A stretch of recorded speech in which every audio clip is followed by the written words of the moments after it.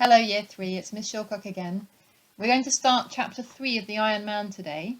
So when we finished Chapter 2, the last thing that happened was that the Iron Man was trapped in the pit and the farmers have covered him with earth and packed it down and buried him under a hill of new earth. And at the end of the chapter, the farmers went home talking cheerfully and celebrating. And it says, only Hogarth felt suddenly sorry. He felt guilty. It was he, after all, who had lured the Iron Man into the pit. And chapter 3 is called What's to be Done with the Iron Man. So it starts like this. So the spring came round the following year. Leaves unfurled from the buds, daffodils speared up from the soil, and everywhere the grass shook new green points. The round hill over the Iron Man was covered with new grass.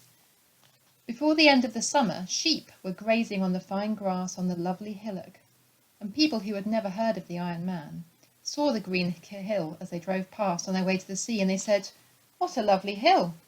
What a perfect place for a picnic!" So people began to picnic on top of the hill. Soon quite a path was worn up there by people climbing to eat their sandwiches and take snaps of each other. One day a father, a mother, a little boy and a little girl stopped their car and climbed the hill for a picnic. They had never heard of the Iron Man, and they thought the hill had been there forever. They spread a tablecloth on the grass and set down a plate of sandwiches, a big pie, a roast chicken, a bottle of milk, a bowl of tomatoes, a bag full of boiled eggs, and a dish of butter and a loaf of bread with cheese and salt and cups. The father got his stove going to boil some water for tea, and they all lay back on rugs, munching food and waiting for the kettle to boil under the blue sky. Suddenly the father said, "That's funny." "What is?" asked the mother. "I felt the ground shake," the father said. "Here, right beneath us." "Probably an earthquake in Japan," said the mother. "An earthquake in Japan?" cried the little boy. "How could that be?" So the father began to explain how an earthquake in a far distant country that shakes down buildings and empties lakes can send a jolt right around the earth. People far away in other countries feel it as nothing more than a slight trembling of the ground. So an earthquake that knocks a city flat in South America might do no more than shake a picture off the wall in Poland. But as the father was talking, the mother gave a little gasp, and then a little yelp. "The chicken!" she cried. "The cheese! The tomatoes!" Everybody sat up.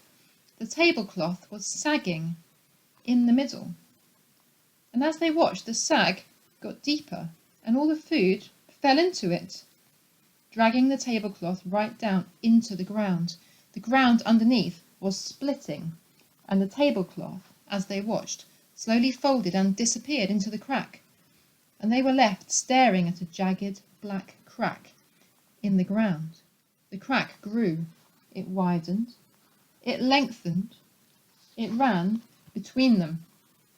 The mother and the girl were on one side, and the father and the boy were on the other side. The little stove toppled into the growing crack with a clatter, and the kettle disappeared. They could not believe their eyes.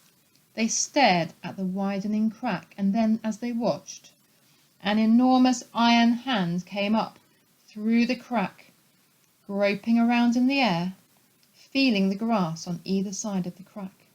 It nearly touched the little boy, and he rolled over backwards. The mother screamed, "Run to the car!" They all ran. They jumped into the car. They drove. They did not look back. And here's a picture of the giant iron hand coming out of the hill, groping around, nearly touching the little boy, and making their picnic fall into the crack. So what do we think is going to happen? The Iron Man has been buried under the hill, and the farmers think that he's gone forever, but now his giant iron hand has come back out and is looking around. What could he be looking for? What do we think is going to happen next? We'll find out tomorrow. Okay, I hope you enjoyed that part of the story. See you soon. Bye-bye.